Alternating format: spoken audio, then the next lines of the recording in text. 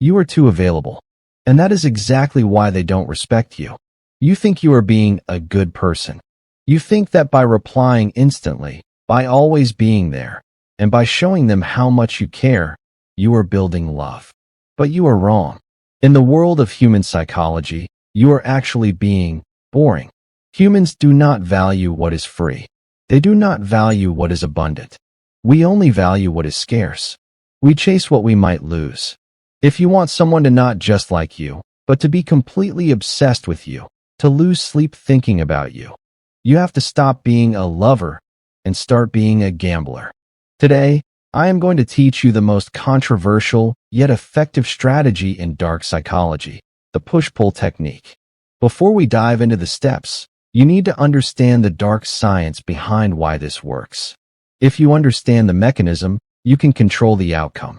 This technique exploits a biological glitch in the human brain known as intermittent reinforcement. Think about a vending machine. When you put money in, you get a soda. It is consistent. It is reliable. But is it exciting? No. Do you get addicted to a vending machine?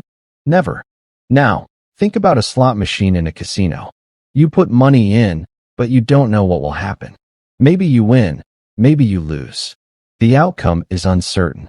This uncertainty releases a massive amount of dopamine in the brain.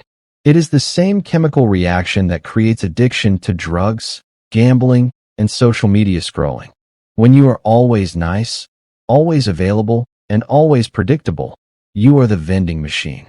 You are safe, but you are forgettable. The push-pull technique turns you into the slot machine. You become the source of their anxiety and their joy at the same time. Here is exactly how to execute this in 3 precise stages. Phase 1, the push. This is the setup. You cannot withdraw attention if you haven't given it first. In this phase, your goal is to love bomb them, but subtly. You need to raise their self-esteem and become their primary source of validation. You need to drown them in attention. Make them feel special. Reply to their texts instantly. Ask them deep questions about their life. Give them specific compliments. Tell them things like, "I've never met anyone who understands me the way you do." You are creating a pattern. You are getting their brain addicted to the constant hit of dopamine that comes from your attention. You want them to feel safe. You want them to think, "Wow, this person is really into me." Once they are comfortable, once they expect your good morning text, once they feel secure, you flip the switch. Phase 2, the pull. This is where the magic happens, and this is where most people fail because they are too afraid to be cold. You must withdraw your energy abruptly. Do not give an explanation. Do not start a fight. Just create distance. If you usually reply in 5 minutes, now wait 5 hours.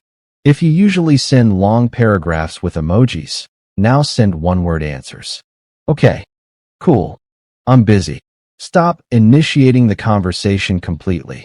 Let me explain what happens inside their head during this phase.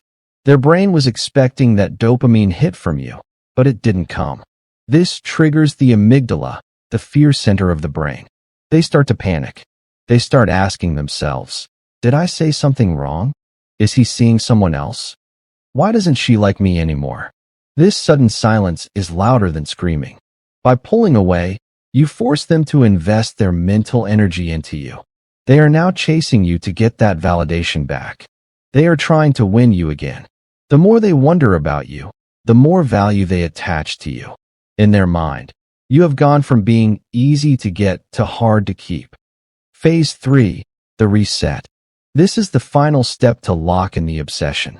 You cannot stay cold forever, or they will eventually give up and leave to protect their own ego. You have to bring them back just before they break. When you see them trying hard to get your attention, when they are double texting you or asking if you are okay, give in. But only a little bit. Return to being warm.